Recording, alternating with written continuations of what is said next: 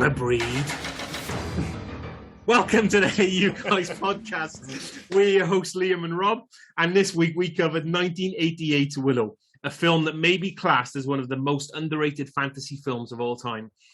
Envisioned by George Lucas in 1972 and directed by Ron Howard, Willow shows us the imagination and sense of adventure and fun that these two filmmakers have. Warwick Davis and Val Kilmer deliver a great buddy cop performance that I'm sure many films would love to repeat. And when it comes down to it, through the ever-expanding landscapes, if you can call them grand battles, the witty dialogue, Willow is still one of the best fantasy films of the 80s, in my opinion. It's strange, isn't it? Because you're absolutely right, but then the quote you use is probably from the dodgiest bit of the film. when Lud gets awfully sexual. I mean, Jesus Christ. Twice now. Last week I did that random hard-on quote, and now this week... Yeah, and this week... And let's be clear, I mean, that whole scene it is Lug, isn't it? Lug, I mean, he goes like... Yeah. I mean, he's like really getting aggressive sexually when he thinks Val Kilmer's a chick. And then when he finds out that Val Kilmer is actually obviously a guy, he then goes full Begbie from Trainspotting. Like he just wants to kill... Oh, what? He's a man! I'm going to fucking kill everyone, you sons of bitches. Just be clear, I totally agree with you. This film is massively underrated. And because I hadn't actually seen this film for a long time, and it is a film I watched a lot when I was younger, was just how well made this film is. Oh, yes. And the first thing you notice is, going back and watching a lot of these films, it's the first time I will have seen them in HD. And not all of these films look great in HD. A lot of them, it brings out the faults, it brings back the fact that they aged.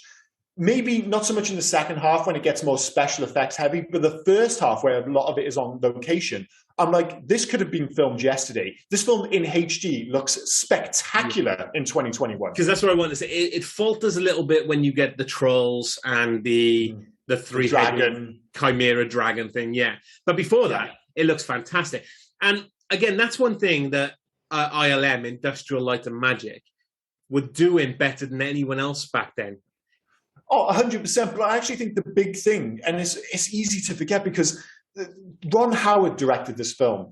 And I think this kind of myth almost has been perpetuated recently because of what happened with Solo, Han Solo, the Star Wars story. Because it was Lord and Taylor first, wasn't it? It was Lord and Taylor, and I think everyone was like, oh, well, he's seen as this like safe pair of hands, almost like the James Milner of movie making, to use a football analogy you might not get. I'm not sure. You lost me. Okay, well, anyway, so James Milner is like this really great footballer, but he's seen as being almost workmanlike, and everyone keeps referring to him as a solid professional, despite the fact that he's won so many like trophies and he's just really good football. And I feel it's the same with Ron Howard. People think of them as this safe pair of hands, where realistically, you're talking about a guy who's had so much success over such a long period of time. I mean, this guy directed shorts back in 1969. I mean, he God knows how old he is now. He still looks about 40. He's always looked young. Maybe when he takes his cap off, it adds a few years because of the noggin. But if you go back and look at his career from 1984 as a director... He's 67, by the way. 67, thank you very much. And I'm going to go on a bit of a list here, but it's just because I've got it. Like, I was surprised by some of the films on this list and how consistent and successful he was for like well over 2 decades. I mean... He made Splash in 84, Cocoon in 85, Willow in 88, Parenthood in 89, Backdraft in 91, Apollo 13 95, Ransom in 96, Grinch in 2000, Beautiful Mind 2001, The Missing in 2003, Cinderella Man in 2005, Da Vinci Code 2006, Frost and Nixon in 2008, and Angels and Demons in 2009. That is so many mega hits. And cut into that list is a number of films which went on to win Oscars. Like, this isn't a safe pair of hands. This is a guy who won numerous Oscars with Apollo 13, numerous Oscars for Beautiful Mind. And I think he's like one of the most underrated directors working today. Oh, yeah. And you really see it in this film. Let's just say, right, as well, those films that you listed off, do you know the one thing they have in common? That they don't have anything in common. You look at any other director... You look at any other director and you go straight away, oh, that's a Spielberg film, or that's this film, or that's like, but you tell me just by watching Cinderella Man that that's a Ron Howard film, you're never going to do it. Unless you knew Ron Howard did it, you're not going to know that's a Ron Howard film, because it doesn't have... The good thing about Ron Howard's traits is the fact that he can just... jump from things. I mean, you did skip over one. So you did Apollo 13. He went straight to Ransom, and then he did Ed TV. I forgot about Ed TV. Sorry, Ed TV in '99 with Matthew. Do you know what I mean? He went from Apollo 13 to Ransom to Ed TV. That is. I actually think it's a really good point you make there, because I think that's that's actually been detrimental to his legacy. It's like you said, when you think of Spielberg, when you think of Burton, when you think of like these directors we hold in such high regard, well, maybe Burton not so much nowadays, but certainly for a long time, is that you see a film and you're like, well, that's a Spielberg film, that's a Burton film.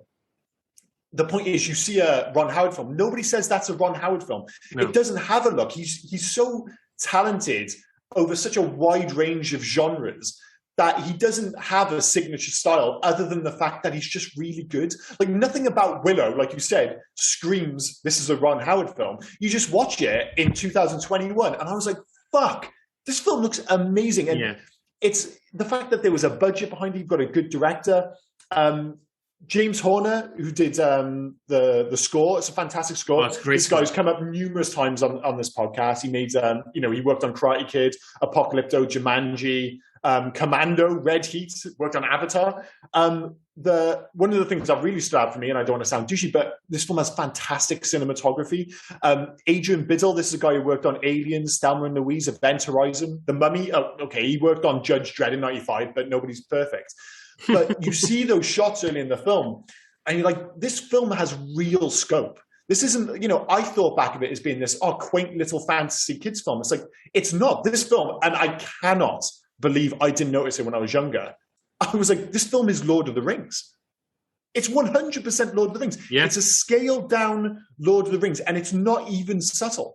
Like, this has got a number of characters from Lord of the Rings where it's just been kind of amalgamated or condensed. It's basically taken the kind of structure of the three films. Like, we're going to turn this into one film, a classic 3-act structure, and we're going to make it work. And they absolutely do. I mean, Migosh is basically Sam, but he's a shit version. He's not like Sam's totally ride or die. Migosh, he's a nice guy, but he shits out really early. There's a very unsubtle Galadriel scene, complete with fairies in the forest. That's taken directly from Lord of the Rings. There's a whole Finn Rizal is Gandalf. I'm pretty sure Finn Rizal actually says "Fly, you fools" at one point in the film. I think she does. Something like that, yeah. And Eric is Eomer. Eomer, the guy played by Carl Urban.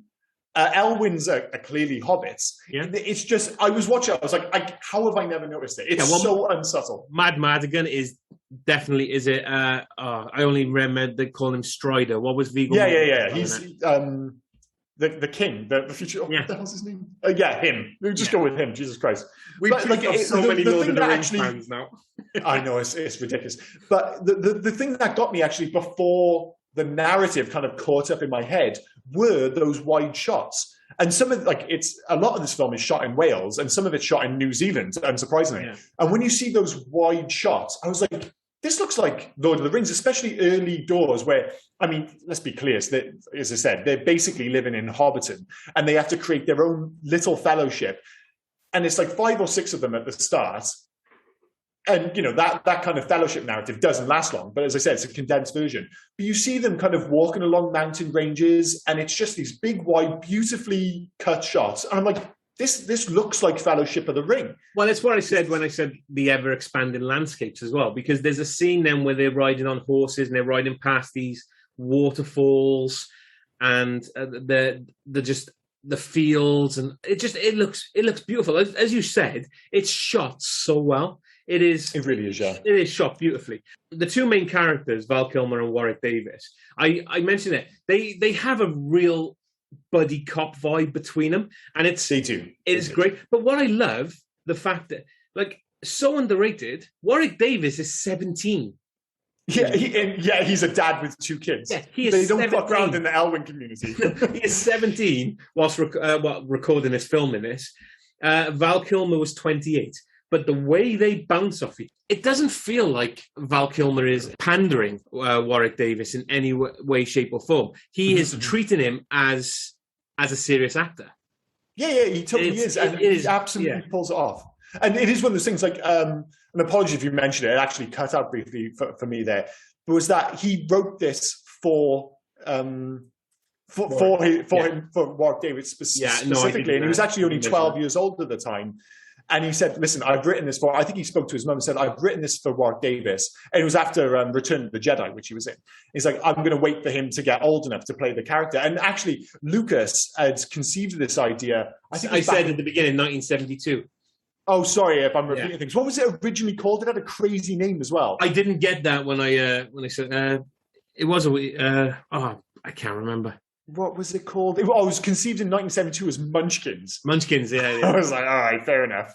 We're not going to call it Munchkins. We're going to call it Willow instead. Sorry, I lost you then as well.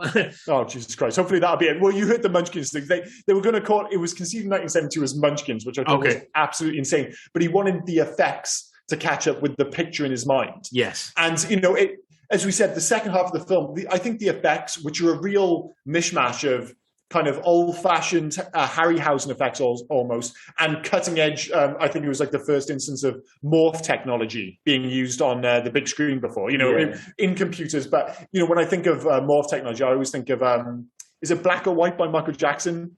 When all the faces are morphing? That was like a massive deal at the time, but it was used in this film first. But the first part of the film, which is much more kind of old-fashioned filmmaking, much more in camera, that is when this film is at its best. And oddly, it's when it looks at its most modern. Yeah. Because there's no kind of line. There's no like, oh, well, this looks like slightly old-fashioned special effects. It just looks cutting-edge filmmaking. It just looks beautifully made, which it is. You said about the morph technology, and you said they're not looking the best. I can forgive all that. The one thing I can't forgive is Val Kilmer's hero armor, that fucking helmet. No, I was going to say the same thing. The armor is great, except for that goddamn helmet. In fairness, it was like they realized what they'd done, and he loses it pretty quick. What was the costume designer thinking of? We're going to put this thing on your head that you can barely see out of. It makes you look stupid as fuck. And you're right, they got rid of it. It's great. It's such a shame because Val Kilmer looks so great in this. I mean, Val Kilmer's handsome as shit. He's in full movie star mode in this film. And in the armor, sans the helmet, he looks every part. But that's it. The Tolkien-esque, hero that he's supposed to be. But with the helmet, he looks like a buffoon. That battle where he's fighting Bav Morda's armor, it's just him, army. It's him against them. It would have looked great but I like a concentrate on it with that helmet. Like he's shooting the bloody crossbows at these guys, and that fucking helmet is you're like, dude, just take it off. Just take it off. I know. And thank God they did, because I'd forgot, because when you think of him in the armor, and it's on the poster and everything, you kind of associate Val Kilmer with the armor, but it's not until I think it's like an hour and a half into the film before he finally puts the armor on. But he spends more of the film either topless or wearing a dress, to be honest. But when he sees the armor, he goes into the armory, he picks up not a bow and arrow, crossbow, thank you, and a sword and everything. And then he sees the armor, and you're like, oh, he's going to put on the armor, he's so cool. And I was like, did he always wear that hat? Did I just never notice it? Oh, it looks so rad. I love this. How they want you to know that he is a great swordsman. Every time he gets a sword, he has to twirl it. Or a flick or something like that. But he does it convincingly. I totally buy him. Like, he's so... I mean, you've already said about them as being like a double act. And, I think they're both great. And I think their kind of back and forth, their bickering is very good. But Val Kilmer really is a peak Val Kilmer. And I think it's easy to forget because of what happened with his career, in the late 90s going into the 2000s, was just how good an actor Val Kilmer actually is and how much of a classic movie star he was before he basically went a bit crazy and pissed off half of Hollywood. There was a reason that Val Kilmer was Batman. There was a reason that Val Kilmer was a leading man. Why Michael Mann put him in Heat. Yeah, it's because Val Kilmer at the top of his game is shit-hot movie star material. And none more so than in this, where I think he ad-libbed a lot of his lines, supposedly. But he's just got this, like, effortless charm. Like, his character would be terrible if he was just, like, an asshole, because his character is an asshole. Yeah. But even when he's being, earlier in the film, before, the kind of edges soften or whatever, you're still kind of half rooting for him because Val Kilmer is so likable. But in there, the character of Mad Madigan, it's Rogue, isn't it? He's the rogue. He's the lovable rogue. So totally. As you get to know now, the anti-hero they call him now. But what I love, you said about him ad-libbing, and he was at peak at this. I love the fact he's only done 3 films before this, mind. So in 1986 he did Top Gun. Obviously he was Iceman, Tom Iceman Kaczynski, sorry. But he then did his 2 first films in 84 and 85. 2 of my all-time favorite Val Kilmer films, Top Secret and Real Genius. I've never seen Real Genius. Have you not? Top Secret, yeah. No, I've never seen it. Top Secret is great. Top Secret is a parody of the spy genre. Yeah. That's a great film.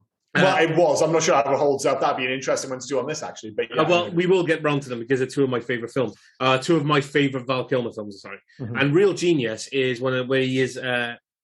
It's one of those college comedies, but it's from the side of the nerd. Yeah. They are geniuses, and they go up against Pencil Dick. What's his name? William Atherton. From Die Hard. William Atherton, yeah. Pencil Dick. Is that what you're thinking of? Brilliant. Yeah, he's the worst. He's like the quintessential unlikable character from 80s cinema. What do they call him in Ghostbusters? They say it's true. This guy has no dick. Has no dick. That's dickless. Sorry, not Pencil Dick. Dickless. I was like, Pencil Dick. I think that's from another film. I said Pencil Dick, and you knew exactly who I was on about. I knew exactly what you're getting at for sure. Yeah, it's crazy. We've watched far too many of the Fame films. I'm like, I know he's getting the quote wrong, but I know exactly who he's talking about. Yeah. Despite the fact that I didn't know that he's in this film, which I know nothing about. So yeah, quite bizarre. But what I'm trying to get at is he's only done 3 films before that, but he is delivering a performance in this film that is making this film again shine brighter, should we say? Yeah. Well, the thing is, so many elements of this film are about inverting classic fantasy tropes, and one of them is Val Kilmer, because he's like the handsome lead, but he's also a complete douchebag. Yes. And it's like, we think of the anti-hero as being a lot more kind of common nowadays, but I don't think it was back in 1988. So the leading man is Warwick Davis. A dwarf. That's just completely non-standard. And then you've got this like quintessential Hollywood handsome leading man who's playing second fiddle because he's a complete douchebag. Well, do you know what this pairs with is? We've already covered it on this podcast, Big Trouble in Little China, where our leading man is meant to be Kurt Russell, but he is the douchebag who falls over himself all the time. And our actual leading man is Wang or Wang. Sorry, I can't. Wang, yeah. Wang, yeah, sorry. Wang, yeah. It's a vowel. This is slightly different in so much that he's such an asshole that everyone suspects that he's just talking a good game. And he is quite buffoonish. But when the action gets going, and it does take a long time for the actual action to get going in this film, like Fellowship of the Ring, it's a lot of walking, a lot of world building for the first hour or so. And it's only once you get really to, I think it's the classic horse and carriage battle scene, that you start seeing hints that it's like, oh, wait a minute, I think Madigan actually might be good. And I think Willow actually has a line in the film. It's like, oh, you really are amazing. It's like, we actually thought you would be useless, but you really are this great warrior. Yeah. But the film is in no rush to get to that point. It takes a long time for him to convince Willow and I think the audience. That's like, oh, wait, he's a buffoon, but he's a very talented buffoon. But no sooner is that said than he falls over in the ice. Yeah, no, that is the thing. And then he falls over. So, he has and that is a great thing. Like, even towards the end, when he's having his hero moments, when he has turned the corner and you can see that he's on the side of good, and he finally has a worthy cause or whatever. He has these hero moments, but it's never long until he's doing something dopey again. And I think that's a great part of his character, and a big part of that is Val Kilmer's performance. I love his early lines. He's like going on about he's trying to get him to take him out of the cage. It's like, don't listen to him, Burglecut. He's like playing everyone against everyone. I mean, he's the other shitbag in this film, Burglecut. He's the fucking worst. He is a cunt. I don't like to use the C-bomb, but Burglecut is a bit of a see you next Tuesday, for sure. Did you just call him Burglecut? No, I didn't call him Burglecut. I'm pretty sure I didn't. But now that it's out in the wild, let's go with Burglecut. But yeah, that's another great performance. I mean, there's nothing likable about Burglecut. That's the difference, isn't it? Yeah. He is just horrendously unlikable. But it is like a bit of a who's who of 80s dwarves, for lack of a better term. It's a weird thing to say, but it's the 80s truly were a bit of a golden age for dwarves in Hollywood. You know, there's Willow, Time Bandits, Return of the Jedi, Caravan of Courage. I mean, okay, that might be. I'm sure there's a few I'm missing. Masters of the Universe. I mean, Gwildor is head of the. Was he head Elwyn or whatever it is? Yeah, Billy Bart. He was the High Aldwyn. High Aldwyn. Well, sorry, Aldwyn. Sorry, I do apologise. I say what we love mentioned in this. There was a lot of little actors, dwarf. I never know the political correct term for it. I do apologize. I think it's little people or dwarves. I think. Yeah, I apologize if okay. I've got it. The Garbage Pail Kids. No. So, yeah, okay, there's that as well. But I think Willow was actually, and I'm not sure if it's still true to this day, I suspect it is, it was the largest ever casting call for little people at the time. It was, yeah. And if you watch the film, and if you have seen these films like Time Bandits, you know, like the it's like, yeah, you see them and you're like, you recognize them from all these different films. Like you said, like Master Elwyn being from Masters of the Universe. Yeah. But one of the things I thought would be interesting, because obviously, you know, in terms of direct comparisons, the most obvious one is, like, as we've already mentioned numerous times, was Lord of the Rings. Would Lord of the Rings, do you think, be criticized in 2021 for its use of CG to make, you know, it seems like an unfair term, but, you know, taller people, you know, small to play the Hobbit? You know, would it be considered, I don't know what the term would be, tall washing in 2021? Like, would that be an issue? Because for the 80s, that was always one of those things, like, you know, you get little people in to play these roles. And, you know, obviously we've talked about Time Bandits and Willows, but, you know, the Ewoks, they weren't played by fucking bears. They were all little people in the suit, R2-D2, little person in a suit. And you're like, of course, they had the technology in 2000 to make the actors look shorter. But I just wonder if it would be one of those issues where, like, you're taking roles away from little people and giving them to, you know, taller actors. I've not read the books. Are they described as little people, or are they? Well, that is the thing. That was one of the issues, because, of course, with a lot of little people, the proportions are different. So would it be that, you know, hobbits aren't dwarves, they're hobbits. So are they supposed to be kind of proportionally the same as a standard, as it were, human being, but just a shorter version of them? Because if you that might well be the reason, but I think it would definitely be a conversation. Oh, yes, because if you look at this film, the brownies. Yeah. Do you want me? Again, that's. Why are they French? Why are they French? And they're not French. I'm pretty sure they're American actors putting on French accents for reasons I'm not sure. Just be clear, and I want to get this out clear. It is easily my least favorite part of this film are the fucking brownies. They're tiny, tiny people in this film, aren't they? They're like, but they're played by. But that's ludicrous. Like they're so tiny that it has to be CG. But whereas a hobbit is realistically the same height as a little person. You got to let me finish. The one dude is Kevin Pollock or Pollock. Yeah, which is insane. But they're the tiny ones as well. They're like, so that's so I don't think it's classed as, what did you call it, tall washing. I've admittedly just made that up, but yeah, that was the only term I could think. It depends how they were described in the novel, I guess, for Lord of the Rings. No, I do appreciate the similarities. And you said that it was the largest casting call for little people in probably to date. Did you notice as well, one of the warriors was Tony Cox, who was the elf he was the actual elf in Bad Santa. Yes, I did. It was, and it was only, I was watching it and I kept looking at him. I was like, why does that dude look so familiar? And it was only afterwards I was like, I've got to look him up because I know him from something. And I was like, as soon as I saw it, I was like, it's so obvious. How did it not click that he was that horrible character from Bad Santa? Because it's really weird. Because he has no words, and it's really weird to see him just smile or anything without calling somebody like a fucking idiot or just being horrible. Because I remember him as well. He's so ingrained in my head as that character, I think. Because I remember him from Me, Myself, and Irene as well, because he was the father of Jim Carrey. Oh, yeah, he's good in that as well. Like, as you say, I associated with just being an asshole. So, yeah, to see him being like the stoic hero in this film. But, crazy. But, yeah, I don't like the brownies. I mean, some of it's quite impressive, like the effects. It is, again, very Gilligan's Island.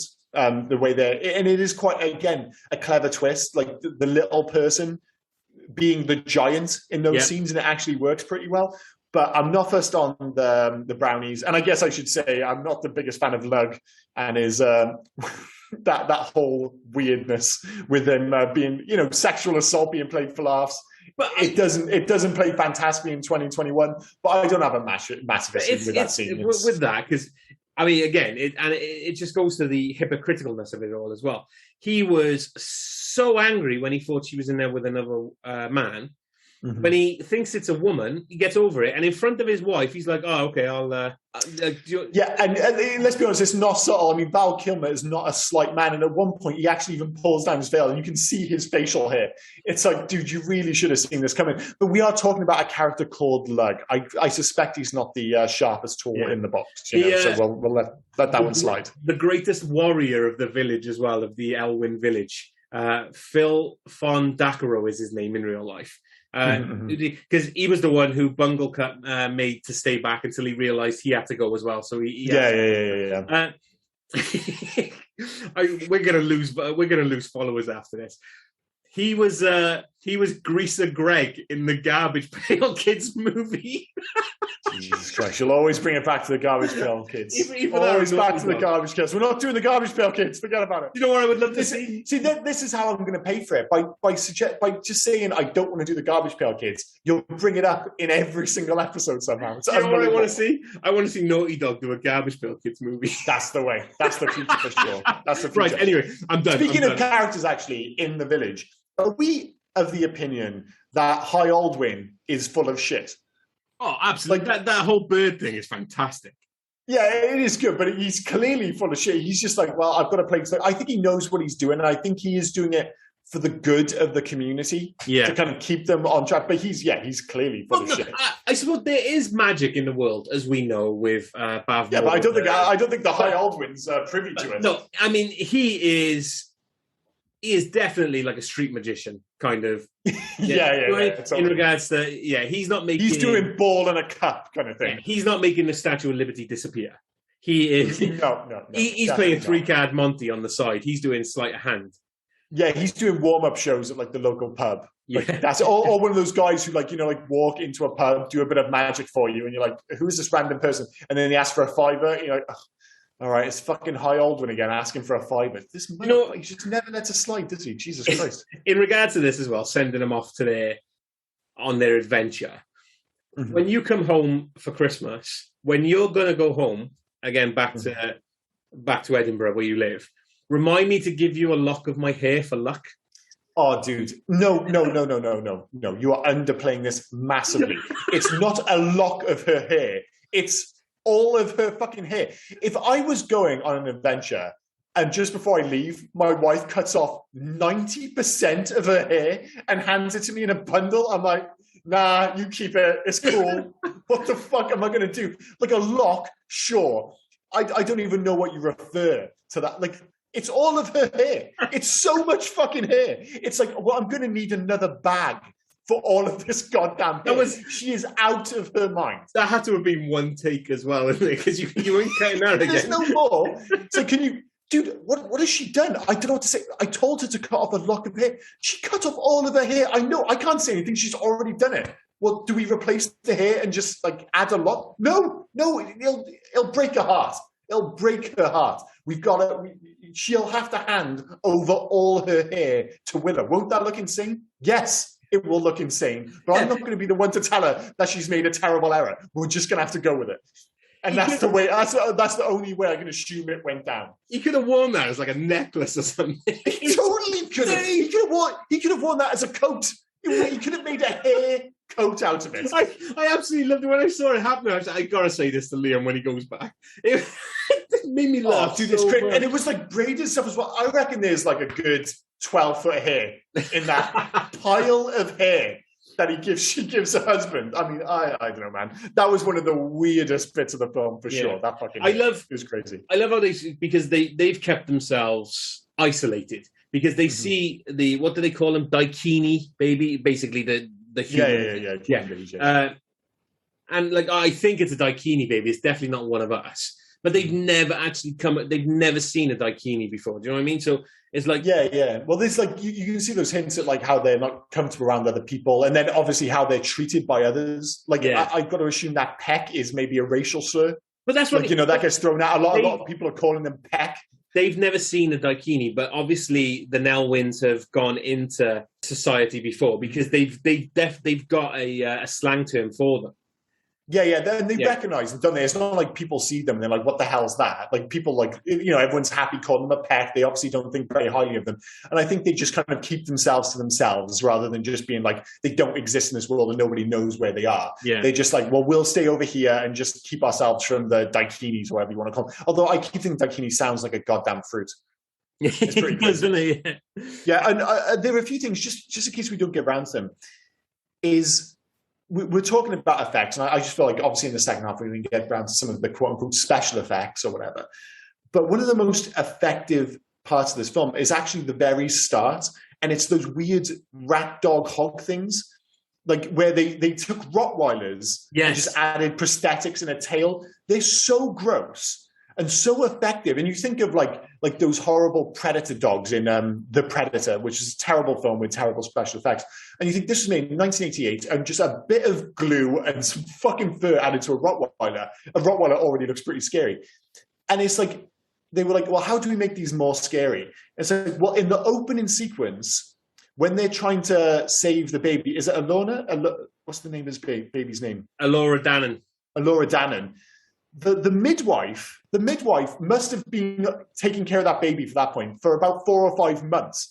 She puts that baby in the water and then she is mauled to death. She's eaten alive by these rat dog pigs, and then just like credits, Willow.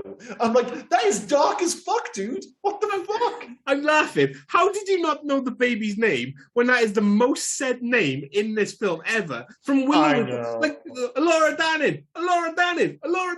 I don't hear that. All I hear when I think of this name is Willow at the end of this film losing his shit. Kaya! I'm like, oh, if he says Kaya one more fucking time, I'm going to kill that little shit. I can see why Mad Martin got so angry with him. Yeah. He's a very annoying voice. But sorry, I laughing at that, but you are right. That opening is dark as shit because it's just super dark. Because that baby...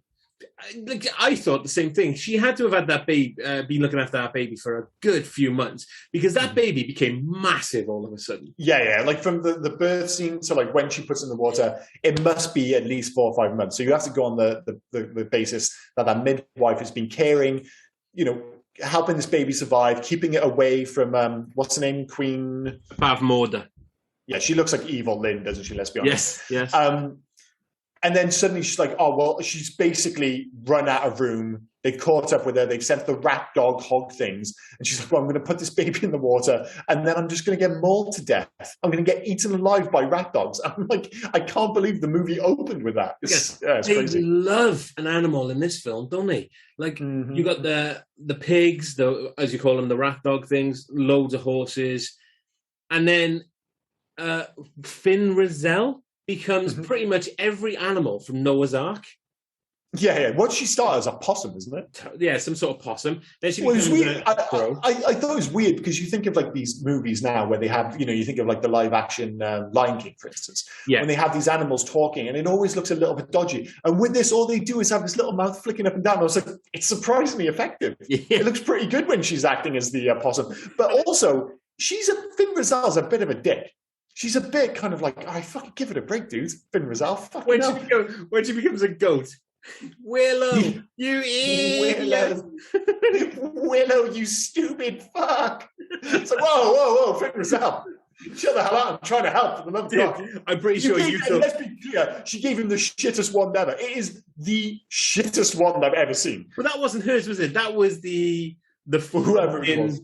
That's the floating forest witches one, didn't it? Well, well, it's rubbish. It's rubbish. Like, you think of like wands. I know they're supposed to use a little bit pagan, look a little bit pagan or whatever. But this one is like bent all over the place. It just looks rubbish. Why is this woman as well? Wand. This woman is a cloud. Where is she holding a wand? Like the woman in the forest with the brownies is a cloud. She is literally just in the sky.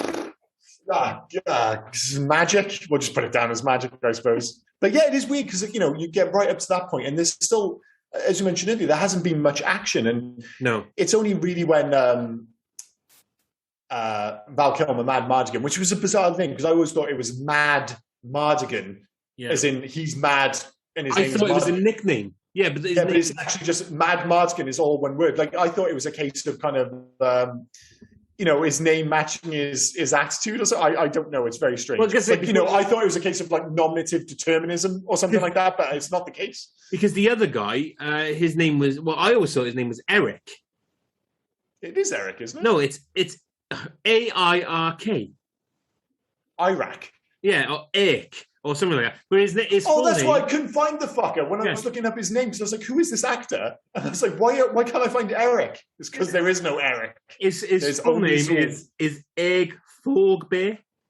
That's his full name in this film. But, and I don't want to interrupt what you're going to say. I want you to make your point. But if we're talking about Eric or whatever the fuck his name was, we're talking about Mad Mardigan's shit hat. Mm-hmm. What about Eric's shit sword?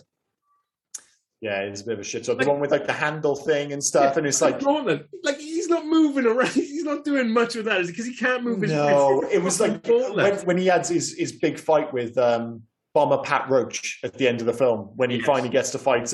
Is it Kale or who's he playing? General Kale, and he's got that cool mask and stuff. And, he's got rid of the hat, and you're like, oh, yeah, finally Mad Mardigan's got this big showdown. And he's got that stupid sword at the start, and you're just like, oh, dude, it just looks shite. In fairness, he loses it pretty quick. It is a shit sword. It gets broken very quickly. But, yeah, it's not quite as shit as Mad Mardigan's helmet, but it's same kind of ballpark. We've mentioned Pat Roach previously on this, haven't we? Because he was the guy that Indiana Jones has killed a couple of times. Yeah, well, he actually killed him 3 times, but it was cut out of The Last Crusade, wasn't it? But he was killed in all 3 films. And he's quite good in this. Like, I think a big part of his shtick is the mask, for sure. You just said we had Evil Lyn. We've got Skeletor as well. Yeah, I mean, they do both. They very much look like Skeletor and Evil Lyn, just with the roles reversed. Yeah. And that is one of the things, again, I mean, apologies if I'm jumping around a bit, but we've talked about how it kind of inverts or, kind of tropes of the genre. But the end of this film, this is a 1988 fantasy film. You'd expect Val Kilmer to be up, fighting the main battle, but he's down on the ground fighting against Bomber Pat Roach. Yeah. And the real battle is going up in the, I don't want to say it's the throne room, it's the baby murder room, whatever you want to call it. I think it's the tower, yeah. The tower, yeah. And the final showdown is ostensibly between 2 old ladies and a dwarf. It's like, that doesn't happen. It certainly didn't happen in 1988. And I thought that was such a cool way to end the film, where the important battle was 2 old... Let's be clear, at one point, it is 2 old ladies beating the shit out of each other. They're just having a punch-up towards the end. But it's like, it's such a non-traditional finale. And yeah, I really like the end. We've already mentioned it. Some of the effects towards the end, especially the 3-headed dragon, which is when I was watching it, I was like, why have they designed the dragon? Like, the dragon looks like an old lady face. It's really bizarre. And it was only when I did the research, and supposedly the dragon's face is based on Ron Howard's brother. Because Ron Howard's brother, he puts in all of his film. Yeah, Clint Howard, if you see his face, you're saying like, oh, I see it. Because Ron Howard's brother is a weird-looking dude. There's no 2 ways around it. And if you were like, I'm going to turn him into a dragon, you're like, yeah, that's exactly right. That's exactly what he would look like. So I'll give him the benefit. That is a great change in effects, though, because when he uses his wand to turn the troll into, and the troll then goes inside out and the little heads pop out and then he kicks That's thing into gross. The wall. That's gross. And it looks great. It looks so real. And then you get and obviously it's a bigger scale, so the dragon's not going to look. What I loved about Cronenbergian almost. What I loved about that whole scene then, you got the hero music as Mad Mardigan's about to catapult himself to save Willow from the troll. And again, bumbling idiot, I say he catapults himself into a wall. Do you know what I mean? Yeah, he does. Anything to get the job done, I suppose. Yeah. But he's so good in this film. And I actually really loved his relationship with Joanne Whaley. Yeah, Joanne Whaley. And you can totally, I mean, it's easy to say now because of what happened afterwards, but you really can feel the romance between them. Like the chemistry is 100% there. And it's when I found out afterwards that they got married, they fell in love on the set and then got married pretty much right after this was made. They got married in 1988. Yeah, and it's like, you can totally see it in the film. And when you watch it and you're like, all right, he's got the love potion, but it's almost kind of just exaggerates his feelings. And you already get it before. It's like, he says he hates her, but you do get those hints that he's looking at, like, you know, he's like, I think I might like her, despite the fact that she's a dick. And then, yeah, she kind of falls for him very quickly once he's had the love potion. But at the same time, it's Val Kilmer in 1988. It's like, who's not falling for Val? If Val Kilmer's throwing himself at you in 1988, dude, you're giving up the goods. Yeah, he's too goddamn handsome. As you've already said as well, he's barely wearing a shirt in this film. So, oh yeah. He's barely dressed. He's throwing himself at you. I mean, you're gonna question you. Oh, it's no man. He's pretty goddamn handsome. Yeah. But yeah, I thought their relationship, while, you know, not a massive part of the film, like everything else, it is like, you know, that relatively condensed narrative, I think is super effective. And I think they're really charming towards their film. And Saoirse doesn't get quite the screen time she needs to kind of justify her turn from, you know, her mother's lapdog, as it were, to, you know, fighting on the side of quote unquote good. But because of their chemistry, the film just about gets away with that, I think. And a lot of that is down to their performances. And I think they're both great. I totally agree. They do really, and as you've already said, that you can definitely see the on-screen and off-screen chemistry between them. Yeah. And I can honestly say, there's only one person in this film who I think is actually better in this movie than Val Kilmer, and that's the goddamn baby. That baby is such a good actor. There's two of them. There are twins. But how many times and I know a lot of it's down to editing, but they got like tired, scared, side-eye, suspect. Yeah. That baby acts his ass off in this film. Honestly, I think it's the best baby acting I've ever seen on screen. There's quite a few babies, isn't there? Because the baby changes depending when they're going between Wales and New Zealand and things like that. Yeah, I think there are two twins for the most part. There's actually a bunch of shots, and I remember watching it because I knew it was filmed in Wales and New Zealand, but there's one shot in particular where I was just like, that's fucking China. That's clearly China. Like they have those very specific, distinct mountains in the background. Yeah. They're very steep, but they've got a curved top, and they've all got a very distinct tree on them all the way across. They're very green. And I was like, did they film in China? And supposedly what happened is they couldn't get a license to film in South China to get a shot. So what they did, they sent a bunch of people over there to take photos of those very specific mountains in South China and took them back. And they basically just added them with like a green screen. So all those backgrounds you see where it's very clearly China and not New Zealand and not North Wales, it's just a photo. It's a photo taken in the south of China, which I thought was absolutely genius. Some of those action scenes as well with the baby are actually played by an animatronic baby. Well, they're pretty goddamn dangerous. And that's the thing, once the action gets going, it takes a while. But you can see, because like Lucas, when he envisioned this, you know, he obviously, when you think of Star Wars, it was his take on, you know, Kurosawa. And then obviously Willow is his take on Tolkien. Yeah. But he's also got like a lot of throwbacks, like the action scenes. Some of it is very much like, you know, I think it is the best parts of Star Wars and Indiana Jones, like, you know, the cartoon in particular is very Raiders of the Lost Ark. Yeah. But there's, you know, all the way through, there's a lot of like, especially when the score kicks in with towards the end with Mad Mardigan, it's very Errol Flynn-esque. You know, those kind of old-fashioned 50s Robin Hood films. So it does a bit of everything. And there's a lot of influences that go into the making of this film. And, you know, as we've already mentioned, a lot of them very unsubtle. But the film somehow still manages to have an identity of itself. And I think it's a really difficult balancing act. And another, you know, real, you know, feather in the cap, as it were, of a film which is hugely underrated, I think. Yeah, well, as I already said at the beginning, it is one of the most underrated fantasy films of all time. And it's an 88 film, but it doesn't look like a 1988 film. No, it doesn't. It looks great in HD in particular. Because I watched it in HD as well, and it looks fantastic. Well, that was the first thing. Like, it was like those first impressions, beyond obviously getting over the fact that the woman was eaten by the dogs. Those early wide shots, watching it on HD on Disney Plus, I was like, holy shit, this film looks fantastic. I was like, it doesn't look like, oh, this is a spruced up 80s film. I was like, this could have been filmed yesterday. It looks that good. It really does. I'm not so sure there's much more else we can say about it. I mean, we've spoken a lot about the way it looks and the actors. Mm-hmm. And I mean, well, no, I think we've covered most of it. I yeah, mean, that's what I'm thinking. I was just thinking what else we could actually say about this film before we moved on. Well, there were two very brief things I wanted to mention. Well, three. One, I forgot how disturbing the pig transformation scene is. Like, that's some pretty dark shit. That was really disturbing. And very much, again, practical effects. Very much reminded me of American Werewolf in London. Yeah. You know, that kind of vibe. Yeah. But why was Queen Bavmorda, I'm not sure why she suddenly looked so much older at the end of the film. Like, the longer it went on, she suddenly looked much more haggard and older. And also, there was a point when she took off her gown and she was in mummy, like, dressing. Yeah. Like, you know, like in rags, like she'd been dressed like a mummy. And I was like, is that explained in the film? I didn't understand it at all. No, I don't think it is. I think it's just hinted at that there's something to do with Laura Danning. I nearly forgot her name after I gave you shit. Of course. Yeah. And the fact that as long as Laura Danning's alive, she's going to destroy Bavmorda. Bavmorda. So whether or not then that's taking its toll on her, and that's maybe.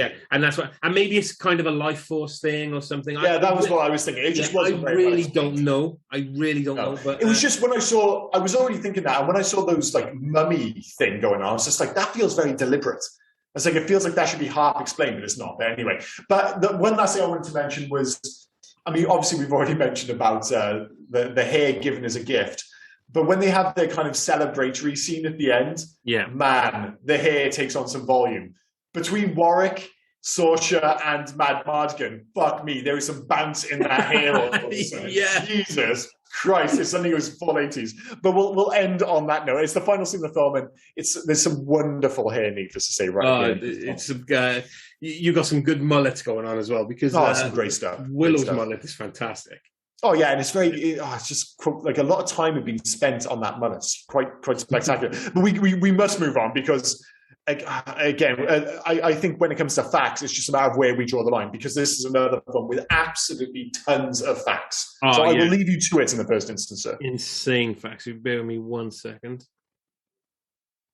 I think I've already ruined one of mine, because I only mentioned the fact that it was conceived in 1972 as Munchkins, and the fact that Lucas wanted to wait for the effects to catch up, and the whole Warwick Davis thing. So yeah, there's one off the list already. Have you got yours up yet? Yeah, I got some. So you've said as well, according to Warwick Davis, the film had the largest ever casting call for little people at the time. Between 225 and 240 actors were hired for the film. Yeah, you really feel it in the village for sure. Yeah. Warwick Davis was only 17 years old during the shooting. The box office receipts were less than expected, so writer George Lucas continued Willow's story in books rather than in movie sequels. The three books are collectively known as the Chronicles of the Shadow War, and share a writer's credit for Chris Claremont and Lucas. They are Shadow Moon, Shadow Dawn, and Shadow Star. And I only learned that today. Like, I did not know that they carried on with the... I had no idea. And I actually thought it did quite well at the box office. Yeah, I thought it was a pretty big hit. So maybe it wasn't big enough to kind of justify having additional sequels, but I thought it was a really big hit. So the budget was 35 million, and box office as of today is 137.6. That's a massive hit. Yeah. Yeah, it's crazy. Crazy. And that is one of the surprising things. Obviously, we'll get to it in Legacy. But it's amazing that it's taken this long for there to be more Willow. It's, you know, the TV show is coming next year to Disney Plus, and it seems insane that it's taken this long for it to come around. But sometimes it's just one of those things. It's just, it was a hit, but maybe it wasn't quite a big enough hit. And it was just like, well, we'll just leave it be, so whatever. As Val Kilmer was getting out of the crow cage between takes, the chain snapped and the cage came down on his foot. His resulting limp is evident during the scene in which Mad Mardigan and Willow arrive opposite Finn Razel's island. I wondered, because I did see the limp, and I wondered if there was but it could have been, because didn't they just have the battle on the runaway carriage before that? Yeah. So, but I didn't know if it was hinting at that. No, it was supposed to. It was just banged his leg. This was the first feature film to use the morphing process developed by ILM, as you've already said. During off hours from shooting, Kevin Pollak and Rick Overton, who were your favourite brownies, hit up a bar in San Rafael, California, where they ended up performing improv. One of the audience members proceeded to get up on stage and participate. That person was Robin Williams. Pollak, already a fan of Williams, said he ended up stepping back just to watch Williams perform. Well, yeah, I mean, that's a cool story about two horrible characters. And their shtick, this way! I was like, dude, you run that fucking joke into the ground. Cut the shit. Take the brownies. But they were funny. I can't stand them. The large group of pigs outside the castle continuously tried mating. Buckets of cold water were used to separate them. Oh, that is gross. Somebody stop those pigs from fucking. Yeah. Dude, we can't stop them. We can't stop them. They just love to have sex. James Horner's score was frequently used in the theatrical trailers in the 80s and 90s, carrying a 10 grand licensing fee from MGM and Lucasfilm. Nice. Well, every time that score, and you do feel like you do hear that score a lot. Well, back in the trailers, totally. Yeah. Well, it's kind of like classic fantasy whimsy kind of thing, you know. It is a great trailer track for sure. In preparation for the movie, Warwick Davis had to learn a modified accent, how to take care of a baby, how to ride a horse, how to sword fight, and how to perform magic. Like, dude, have to perform magic. It's like, dude, you're 17, you don't know magic yet? What the fuck's wrong with you? Jesus Christ. These kids nowadays, I tell you what, I was like, none of these kids know magic. I don't know what to tell you. Crazy. Willow originally said goodbye to Laura Dannon when handing her over to Mad Madigan. During editing, it was realised Willow wouldn't have known her name yet, and so it was redubbed Goodbye Little One. Oh, nice. George Lucas had hoped that the film would earn as much money as E.T., but it faced early competition with Crocodile Dundee 2, Big, and Rambo 3. It was not a financial flop. With strong international home video and television sales, it did make a profit. Yeah. So I think like we said it, video, It was a hit, but it wasn't a massive hit. Yeah. And like you said, like you watch this film, and the first thing it's like, this clearly wasn't cheap to make. It's like there's talent behind this, and they obviously had a big idea of what this film could be. But it was just a hit rather than a massive hit. That's all. That's fine. If you look at it, last week we did Nightmare on Elm Street, and that was 1.8 million budget. And this week, 35 million budget for... Yeah, it's a completely different... I mean, that's a major budget in 1988 for sure. And like you said, you know, it did well. It did well. It just didn't do quite well enough to warrant a sequel, that's all. Yeah. I'm good with facts, mate. I'm all done with facts. Cool. I've just got a few. John Cusack supposedly auditioned for Mad Madigan, and he's actually listed down as one of the biggest disappointments of his acting career that he didn't get the role. Really? I was like, that's pretty cool. Yeah, I think you look at it, just like, it's a great role and a great movie. One of the bizarre things is that Val Kilmer received first billing in this film. More surprising is the fact that Warwick Davis, despite the fact that he's on the poster and the film is called Willow, he received third billing. Lucas was supposedly absolutely furious about this, but I guess Warwick Davis wasn't a known quantity at the time, and Val Kilmer was Val Kilmer, I guess. I guess maybe I can understand Val Kilmer being first and him second, but him third? Yeah, I'm not sure about that at all. So who was second? Was it Joanne Whaley? I think it must have been. I haven't checked, but it must have been. And speaking of Joanna Whaley, she actually stabbed a stuntman in the foot when planting a sword in the ground in the tavern scene. It's like, goddamn. So this is a bit of a wild one. I got to be honest, I haven't checked this out, but moments in the film will supposedly sync up audibly with Pink Floyd's The Wall album. So I'm not sure if there's any truth to that. Really? I'm not backed up, but I read that as a fact. I was like, that sounds fucking insane. And I at least hope it's true. The famous Wilhelm scream is used 3 times in this movie. For those who don't know, it's once you hear it, you'll notice that it's used in nearly every action movie. It's used in Star Wars, and it goes back to 1951, a movie called Distant Drums, and it was just a class like the trailer. You already met the music from the trailer. Yeah, they've just kind of taken it as this audio file of the Wilhelm scream, and they just put it in nearly every film. So it just shows up all the time, and it's a very distinctive scream, sure. But yeah, it's used 3 times in this film. And the movie villains are actually named, even not directly, but not subtly by any stretch, after Lucas's fiercest critics. So that's him trying to get his own back on the critics by naming them after the bad guys in this film. But yeah, that's everything I've got for facts. Oh, cool. You're usually, we've mentioned a little thing, you're usually the soundtrack guy, so I'll let you move on with soundtrack. Well, yeah, I mean, we've already mentioned it, and you obviously made a great point about the in regards to the success of the score and how good it is, how often it's been used since. But James Horner, I mean, this guy has a huge back catalogue, including, as you mentioned, Karate Kids, Apocalypse. I've mentioned all these already. But I think the great thing about it is, like, throughout the film, it helps to establish a sense of scale and tone, and that's really its job, and I think it does it so well. And the fact that it can move from that kind of the whimsical, because we mentioned at the top that this very much is a condensed version of the Lord of the Rings trilogy, and you've got to get from those kind of like the whimsical nature of their village due to like, you know, the grand scale of them walking through what is obviously New Zealand and Wales and stuff, and, you know, getting that sense of a grand journey. And a lot of that, well, a big part of that comes from the cinematography. James Horner also plays a huge part in that via his score, and then later in the film by delivering that, you know, the action scenes. And I think it's one of those ones, like, you know, the main theme is quite famous, but all the way through, the score is constantly doing its job to a high level. So I think it's, you know, in terms of a fantasy score, I think it's one of the better ones for sure. But yeah, that's pretty much it for score.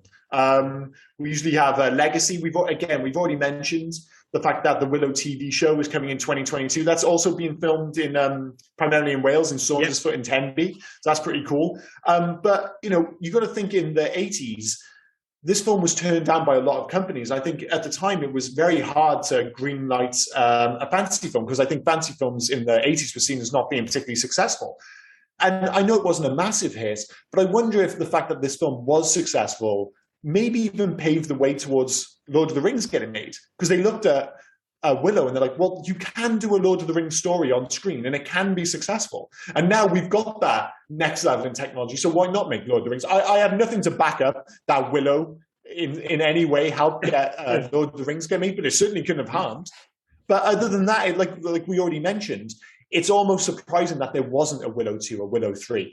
But its legacy has been, other than being this kind of beloved, almost seen as a cult film now, which is quite bizarre for such a mainstream movie. Yeah. But yeah, it is what it is. But obviously, as you say, there are comic books, there are books, whatever. Yeah. But I don't think it's lived on in popular consciousness in quite the same way in terms of its wider appeal. It's just people just remember the film. It's like I said, I mentioned, we were going to do Willow to my wife, and she's like, I saw that film so many times when I was younger. And I heard it from so many of my friends. This like, I can imagine it did so much business on VHS, because it feels like everyone I know, nobody went to see it in the cinema. Everyone saw it on VHS. Yeah, and this film kind of stands, like, because the fantasy adventure kind of style, it kind of stands with, and go with me on this, Goonies and I get it. Princess Bride.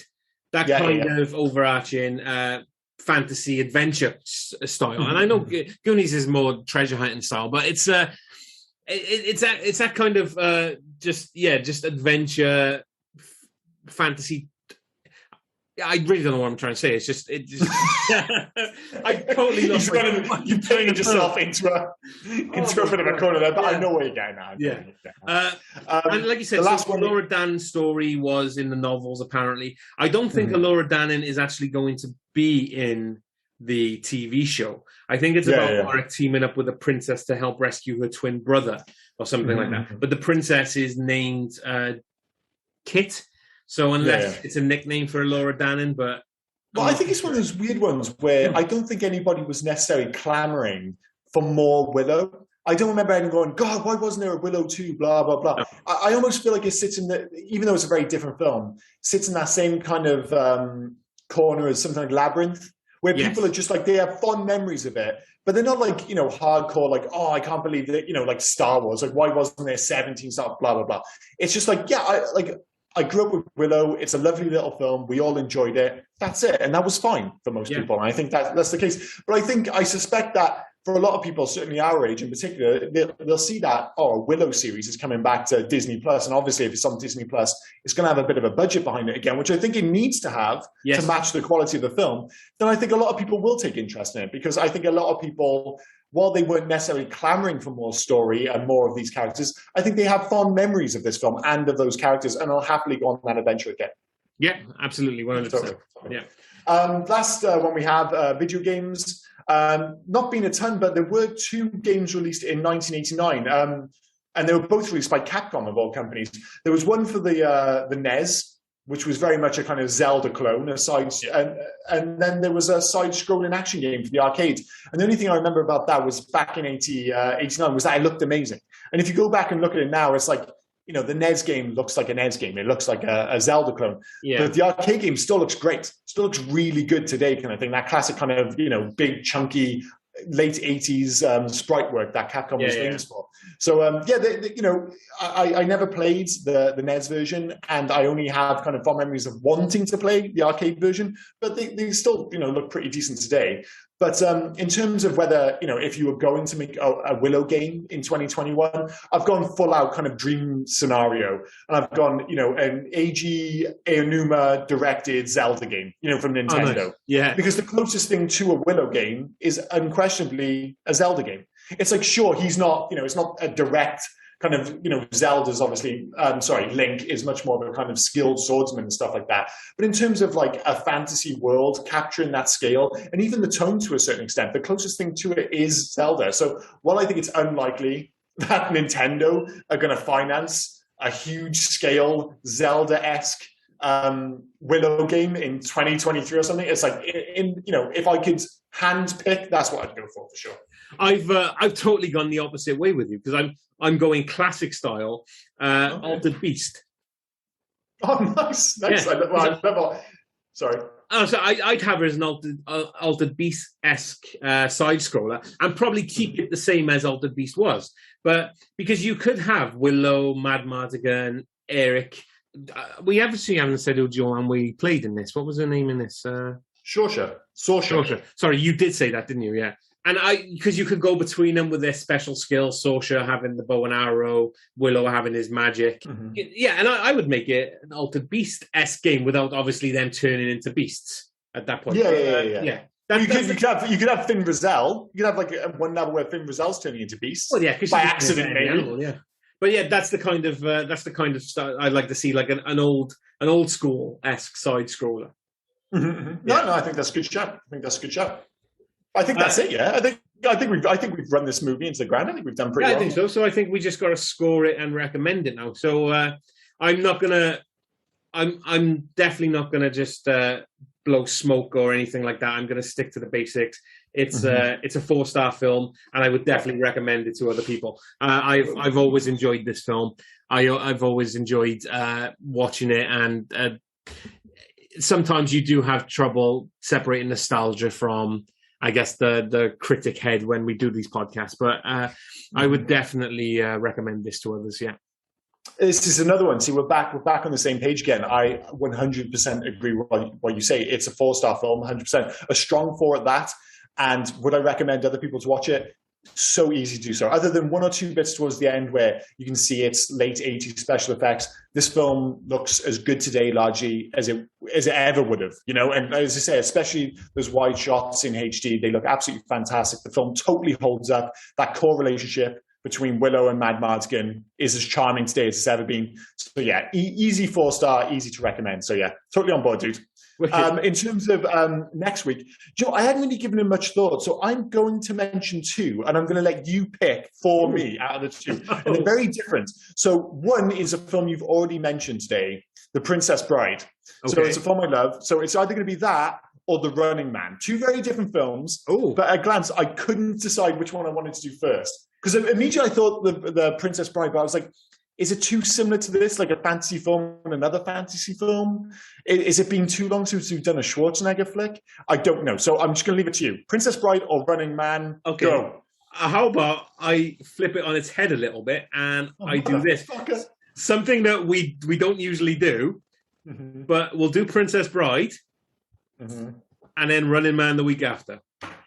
Oh, so we're going to do 2 back. We're going to do 2 back-to-back because I really want to see The Running Man, so that'll be my pick. So next week, happy days. Oh, that's worked out beautifully for me. Next week when we record this and we say, what are we going to watch? We already know 2 weeks previously. That's worked out so well for me because I was convinced in my head, I was like, we're going to do the Princess Bride. And then it was only when you brought it up, I was suddenly like, man, it is fantasy. And then I was just looking at a list quickly while you were talking. And I was like, what else could... And I was like, fuck, man, I totally want to watch Running Man. Yeah. But then I was like, Princess Bride's the best. And the fact that we get to do both now, fantastic. So this is worked out beautifully. So next week we're doing Princess Bride. The week after that, Running Man. Everyone's happy. Yeah. But as always, thanks for listening in. I had a great time. I hope you had a good time as well. And please join us for the next 2 weeks for Princess Bride and Running Man. I mean, 2 of the best films of the 80s. Very different films, but 2 fucking awesome films. Yeah. So as always, thanks for listening. And and before I forget, because I always forget, here's Rob telling you where you can actually find us. Yeah, so we're currently on Facebook, Instagram, and Twitter under Hey You Guys 80s or at Hey You Guys 80s. And we're also on email at heyyouguys80s@gmail.com. Please feel free to drop us any emails, any recommendations, or any reviews you have. But whilst we're on about that, wherever you get your podcasts, please also smash the subscribe button. Yes, I said smash. It's fine. Don't worry about it. It's fine. Leave us a review and leave us some 5-star ratings as well. But make sure they're 5-star ratings. Yeah. We're not interested in 1 star. 5-star. If it's not going to be 5-star, don't go smashing anything. Just leave your opinion to yourself. 5-star ratings only. But yeah, if you could do that, we'd really appreciate it. Thanks, guys. Thank you. See you next week.